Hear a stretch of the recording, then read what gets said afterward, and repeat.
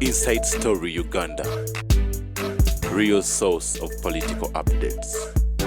Yagamba teri musinza kubanga Crawford yatunulira nti what Museveni is overlooking bwosoma kataba nkakuwadde kati when a judge becomes a chief Museveni alowooza Mailo land tikiriyo omulamuzi gw'otaddeko no wamugyewa yemubyono Crawford yamanya under the 1900 agreement because it was targeting they came to reform the Uganda king obwakabaka Mwanga yabatabula okitegeera ti Mwanga abangereza tebamusonyiwa kubanga yavaako ekizinga kyabwe ekirimu amafuta okutwalibwa Germany singa litasanyinize that's why they come with the bitterness okusanyiriza ddala obwakabaka endagaano y'olwenda yasaanyaawo obwakabaka nti ettaka limaze oddibajjako ku mayiro 19 mu lukaaga kabaka bamuwako 35 kabaka talinaako na kwota mayiro 19 mu lukaaga akasangibwa mu Buganda kabaka yafunako 35 yes 35 ettaka eryali eriri kati bamugabirako they wanted to demystify a revolution demystifies arrogant institutions and individuals. That's a successful revolution. The goonies are going to take over power, yes. In a democracy, goonies come. If you open your window for fresh air, the mosquitoes take advantage. But Bobby Wine is saying, "But dictatorship valize, abayimbi valize." You have demystified democracy. We are having a successful revolution. But those who never did the political science are panicking. The goonies are taking power, yes. You do not have a safeguard. America by electoral college. Never one man, one vote. The amendment in 1924, Abakazi Bata and Kokulonda, 64, states is on the zone and Bategera. The Ovola electoral college. Those who can handle the country. A take by military council, a Kugana. Jamu mwachi de kanagalale buli omu kati why are you panicking over the goonies namukabo mukaba sema goonies bawambye goonies mumbaleta democracy temwamubala okubera mu parliament level is equivalent kakati kabagende basome level anti bafune equivalent bajje mu parliament bajidominate era je bali abayimbi bano bana tebaddayo ne befunya zinga if you compare today's parliament the parliament ezibaddewo oyizo je compare linga naziri. How many people contribute? Ever since NRM came to power within parliament, with the humble people with humble education. One day our children will live in Asi. Mwaliwa. Atuja biddamu. Kubanga osanga debate yonnanga opposition bebogedde. Bwe batubuka kukuba obululu abalambazi ne bawanika emikono. Kakati alisoma Hasad ajja kubuuza, how did this parliament came out to pass these bills when everybody was opposing them? Those who speak oppose them. Bakutuka okera abalambazi. Parliament is for eloquent people, knowledgeable people. In Commonwealth, if a member of parliament stands up 3 times and does not attract the attention of the speaker, you protest. Bakutuka ku budget, every MP is given 20 minutes to contribute. Banuti wali bogera kumbalaza kubanga balambazi. Come with your cabinet and seat. If he is talking around with Sibadi Zeyote by Nechukun, Kakati, you kill the system, kill it. Nabala Muzimbaku Viramasim. You've killed every system here. Karichula Muimpia. Kakati Reta Gaba Somesa. Kakati Uchuso Mupira and Tuna Somesa Badi Fili. Bakubire Komunga. Muchusa Karichulamu, Tuwali Somesa, and Katabaku. You destroy everything. A country is not somebody's property. Another government will come and restore order in education. Standard here for day amanye nyene mujonona muandike bitabe bipya mufuna abachi. You destroy the education because your children are not here. Abamwe tebaliwo. Nababuzo baba mwe bali. Lwache bigezo lwebifuluma. Tetufula yo mwana wa minister yasinze. Obate babogera. Eminence yagamba wano timuganti pastor bali Rusiyaga. Ne mutubuli yali ku pastor Rusiyaga. Lwache abamwe baliwa. Ekibawe mula ababwe tebaliwo. Bali mu international schools balaga bweru. Era one of the causes of corruption in this government is to sustain their families abroad. Life jibete kamu. Yendi Canada la bizimbe bawa na bibayina. Ati babikwatira yoni bakoma une ingala bizabwe nga bavu. Ebyamu butu ne babikwatira ebyakadafe era no twalayo. kubanze nabagandi nze si omusajja omusazi w'ensawo ngamba ati anti muzeyi sente zo zigwanga sinamu ne buli wakwata emabega abulya munne uyu ayina sente mukanza akutte yemabega nezo kunga nti muzeyi sente zo zigwanga zetulako emabega onkube essasi zigwe kale nzikwaze ozironde kwasi zirina omukazi angambye gwe sirabangako te tugende mu DNA ukani go there you manipulating nakulaba kodi naluweza mwese olubuto ya ontwalo tya mu DNA nakusanga wo when I go to DNA then I'm doubting whether I'm responsible HRU mulio bokiriza nti wamusajja kantu tubalenda kukitegeza reaction to ku place kakati wa doubting then wa guilty urachi wagenda kumalaye nje wangu bijingambayo mwana afanana Mirundi nina banja bamfanana fana Uganda ejankube nyondo mutwe toyinza kubingambe byabusiro ali nkugamba ti ndechabazinga buze reform omusajja ya fixinga busuru at only 8 shillings envujo naji jawe envujo jimanyi yali ya kaindi boli makasoli otwalira nanye nitaka busobola omwengo otwalira nanye nensene nesepo ngabokwate sene mu November nze no mwenge waliwo omuvuka bamuyita Joko mama we namwagala nnyo there was an order waffe nga ndi mwana muto tebuli yaleeta omwenge agunywako Goma mutesa bali bamutidde bunyolo munyolo yaleeta ekite ky'omwenga mulimu obutwa ne bamugamba nywako nadduka bana abagala okunywa omwenge abagalagala bonna bafiirawo omunyolo abatwalidde desisting their occupation bunyolo occupation y'amasaza yaba mwenge guli mu butwa yes kakati omuwala yali muwala wa tanansi yagaana okunywa ku mwenge naganze sinywa mwenge namwagala nnyo resistance yakolera ewakabaye wamuyewe najjayo mutabani we nemuleeta mumawulire noyo Felix bamukozesa to fight me nga nvudde mu kalulu bansibisi jjajja we Felix yali musajja muwulu n'alika omutwe gwe ogw'ente ng'agubaaga akimaka bazi yasanga embwa egulya yagoba embwa mayiro 4 nagikwata okugulu bwe kesowesa olulimi nagikuba nagitira ku mutwe gwe Felix era mutwani we namujjayo yagoba embwa mayiro 4 Felix nagiremerako nesowoka olulimi naletanga najjanga y'abaana b'abantu abali stabuni ewaffe nga benjagala ba resistance nagikomyawo nagita ku mutwe Felix yattembwa yagigoba mayiresi najitira ku mutwe gwe kati ndi envujo yagijjawo 8 shilling as a result of these two busula nevujo and Baganda chiefs became transferable abami ba kabaka n'abakyusa mu ggwanika lya Buganda mweyongera 10 followed cotton production increased 10 followed just 2 decisions nekubisamu ebanga yo president wa Uganda yali akikoze ku Crawford kye yakola abantu ebisere nabo balina Crawford yali tayina ttaka ye yali ayagala cotton production. Why did these bazungu come here? The cotton farming in Europe kyekyabaleta nga baba kubi mu Latin America kyobala Barop yaleta nsiko za pamba si Bible. You see the bano ba eminence are more religious than the original missionaries. Yes, balisi tebali kujja bali ku bintu birala kusubuzi na buli kusubuzi tibalo kwa jawan mu 19 yajja nansiko za pamba. Even this letter they said they bajogera Kenya Church Mission Society yateke balua responding akuyamutesa mu Daily Telegraph nti Abaganda bayita bwerere singa tutwalayo abantu ne babayigiriza okwambala our cotton industry will increase. Tebagamba nti Abaganda ba paganism mugende mu lwanyise sitani aliyo. The original missionaries, these ones are more religious than the original ones.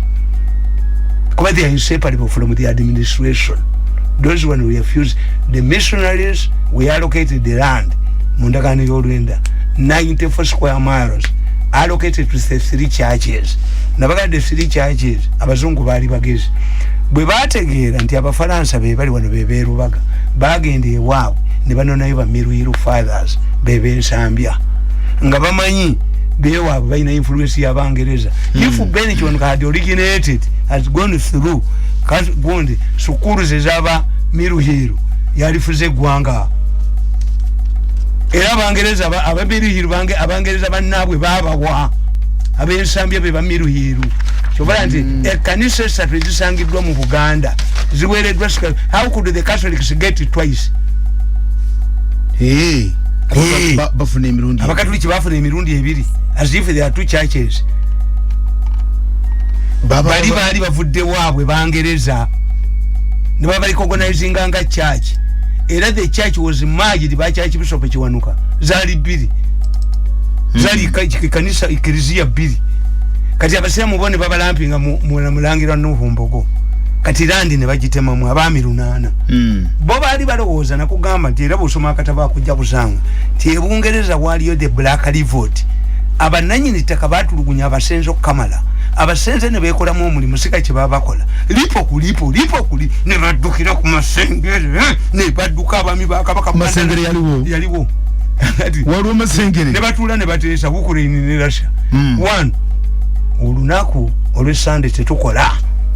Tusinza Katonda tiye mujja kusinzanga Katonda. That's why when you hear these holidays you don't have trade unionists. In Uganda you have so many holidays. Tiwali agala kujja wano. If you were a minded man ngoli investor mu Uganda tuteka mu sentezo kubanga a resting day and a public holiday are given differently. Lwakuba nti tibabitwe timuyina trade union. How can you ogula otyembwa n'ogikula amanyi? No can't trade union is refused into a ruling party. How? Representative of trade unions. Never get a ruling party. Ngate Tony Blair had to reform the Labour Party as separating the politics in the Labour. Chifu. Chifu. Era minimum wage tegenda kubeera yo. Kubanga embwa mwagikula mu amanyi. You cannot have trade unions in not the message of trade union. No mutuza ku National Security Fund ku board wafuna bukadde bibiri oyachali trade union. That's why things are faded. Omufute comfortable collective bargaining ojijewo buli kintu kyonna. Why is it that people like Chiruba who had humble education kawunda yamugamba nti gwe Chiruba tiwasoma namugamba nti nkusingako goli wa pieces nze wa junior one. How could the Kawundas of that time, the Tom Mboyas who never went, Tom Mboya had the humble education, they trained in trade unions. Vibrant. Bali basajja bagezi wano waliwo balwandi. But they were a product of trade unionism. Neno kanti abawano mwina ne Minister Mulamba mwina nachi. If these representatives really represent labor interests, how come that you don't, that Ugandan laborers assimilate left and right? Nti abakazi betaga emancipation. Ani yajayo God mayor ya waizeri. Ani yajayo Makeri. Ani yajayo Ugundi Margaret Sacha. Ani yajayo Mwambala Mpale. Katoga yavuga motoka z'empaka. Ani yali abajeyo. Mwambala Mpale yagamba nti nyino kwambala empale nk'abasajja. Muna Uganda. Semakulu w'ekitalo n'agenda mu lukiiko lwa Buganda n'agamba nti mumanyi kye tunaabakola buli mukazi ayambala empale aw'omusolo. Semakulu w'ekitalo yazala Semakula Mulumba. Si Semakula Mulumba. Semakula Mulumba yali mufere. Semakula Mulumba yali mufere. Yali bulaza n'abuvaamu n'agenda Ebungereza eyo. Kati ng'akootinga bamukootinga. Siba Luganda. Yajjanga mu Uganda wano. Nabaga nsoma geography, history, biology ani. Jole joy Kiwanuka embwe engizi ezali enkole. Ono jole joy jajjawe. Jole joy Kiwanuka nabaga nti ono abalimba. Mu university mulimu combinations. Tayina bwakola literature ng'akola ne biology. Jole joy Kiwanuka Semakula Mulumba ng'abantu bajjamu amasaati ne bamukanyugira engoye. Mulumba yali mubbi. Nga ono gwe bawa omudaali. Gundi. Agustino Kamya. Mukozi wangattu. Nga agamba abayindi temugulamba yindi ebintu ne babimuwa ekiro. Amini ya musalira wano ku Gonde ku mini butter, mini price. Ajja okubba abayindi nti abogerere wa Amini. Bano bamuwa omudaali. obwekalakasa bwa Agostino Kamene bwali waina analysis akakachiko kali no kubeera ku professor wa history no wa political science midali ja mu mifu I cannot get one Kamera mu mudali umufere ya mukinja yali mufere kikazi ki bakitanga nkata ne kimugwamu ndi agenda mbayindi najja ebintu yena abitonda ekiro abafere bavadda nikitandika okujja kulalezeza omanyi umupaka mwe wali omuti ogw'eddembe yali constitutional square yeyetta nga kigamba mbotole kamya nakogga nagwawo nja kubotola encha kyakoza kamya ebyambotole mwabye desi byakakati tumwabye bayine kibine kye bekitankwabye. As you see, that's the ndagano y'olwenda nti these people after acquiring Uganda as their property era in 1909 a country called a state called Uganda yavaawo. When the governor became, you see, tebabitegeera babemme zibamayiga sibewunya basoma mateeka tebamanyi bya political science nti but the first high commissioner to a country called Uganda yali Sahara Johnston. In 2009 the high commissioner of Britain became governor.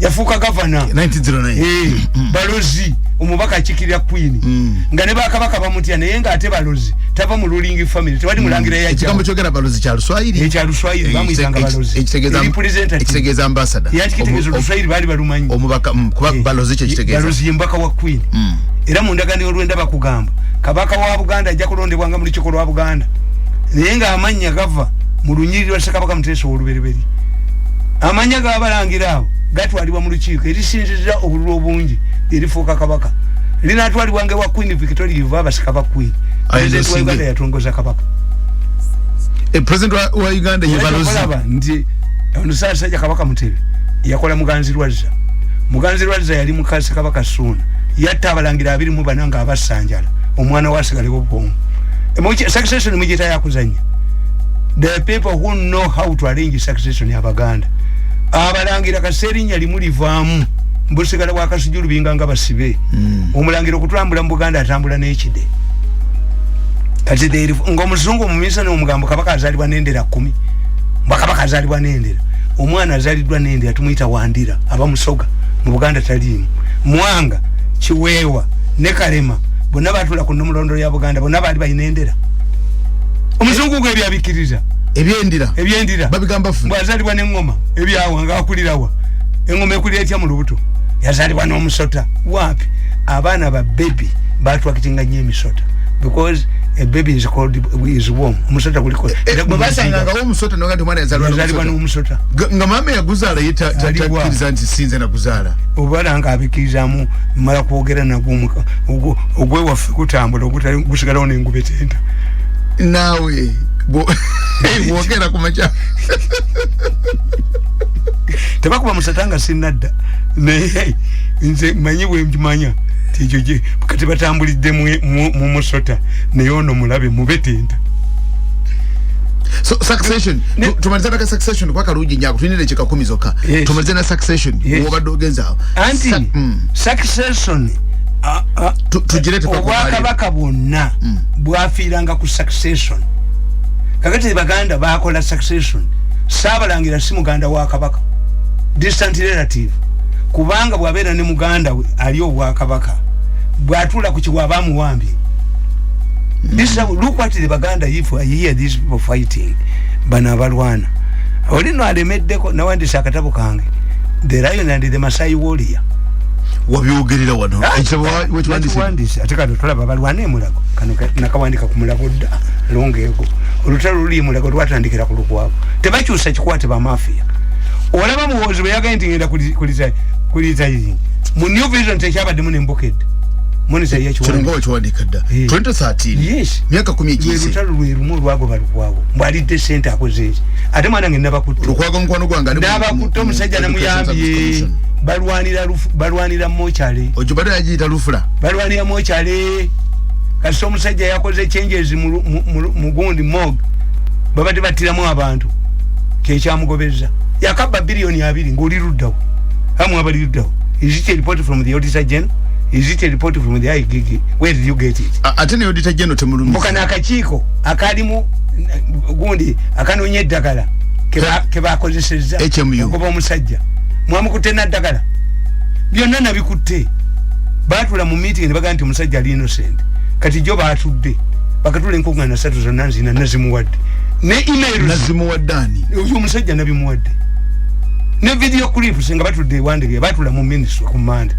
ne bagamba nti batula ku ministry tuyitawa bayina bawadde akachiko ka parliament sente kamuyiteyo bawadde omulamuzi sente wanti corruption bamusibe tabimuwadde byonna okumusiba kwaganye miso you daya bimuwadde okumusiba kwaganye and the president is aware okumusiba kwaganye they are fighting over kale a mog kutya mu bantu mochare jabalwani mochare ikola mugaso anti badikire yalinge mulago bayina mbadde nti mochare nabagamba nti weyomba ndi wawuya bebata niko kutta abantu emulago era recording injinda nga chairman wabo abasanze ku college in wawuya stammers but I hear a man called Mirundi. No, Mirundi would be finished within a very short time.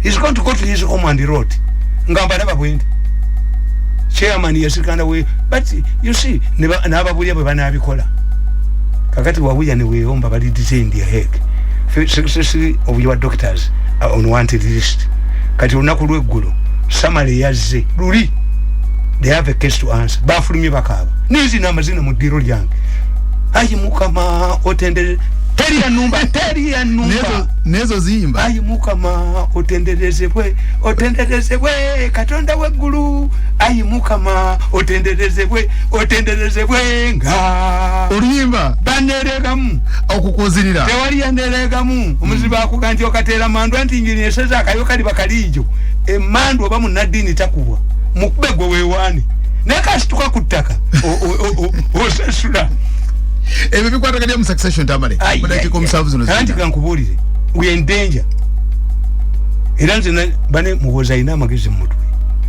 omwagala bwagazi no omeche yakoze timwakitegedde nabagament wotegerera muhozi kye yakoze if you have a Catholic priest ngata wasa nimutula mu meeting oli musajja mukulu nogandi wa omwana wange ono faza yali nsikidde naye enyumba ya feri mu lubale faza anabikola bisula abana bange eddalo nyina wa faza namubuulirako nagandi dadi ti nsazewo bwa faza obuvaamu takolifayinga kubusika kasaba mofaza nchigeza ndikakati binabikiriza luli mwagambanga Museveni alese mutabani we maje ayagala kuwamba government kati agavaamu ate mu Rwanda what do you want nemitwe ekigino musomera bwerere mujja kusanga ebibuuzo mu ggulu mugwe mutubayite ebibuuzo mu ggulu bali baye ebibuuzo mujja kufulumira bwerere you don't have logic you don't remember what you said yes you have been saying that it was wrong for Museveni to put his son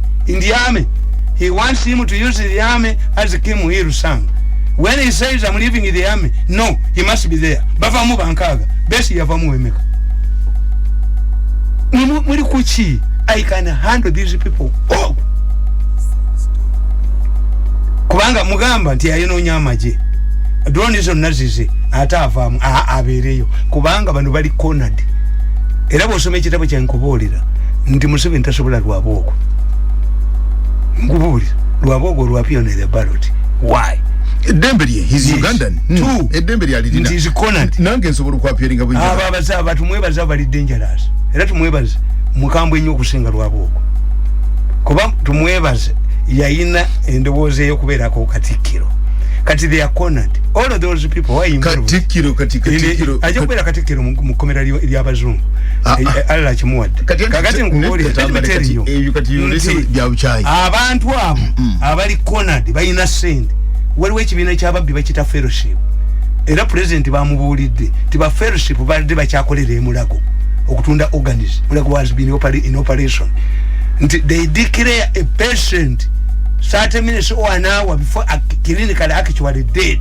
Ebintu babikujjamu oli mulamu. Painful death tuwambe gwanika. Wasn't there a better way okola ebintu ebyo? Because at the end of the day abantu bafando zina babasokola mu ebintu tuwete tukimanyi. Nkubulidde tebatwala byabafu.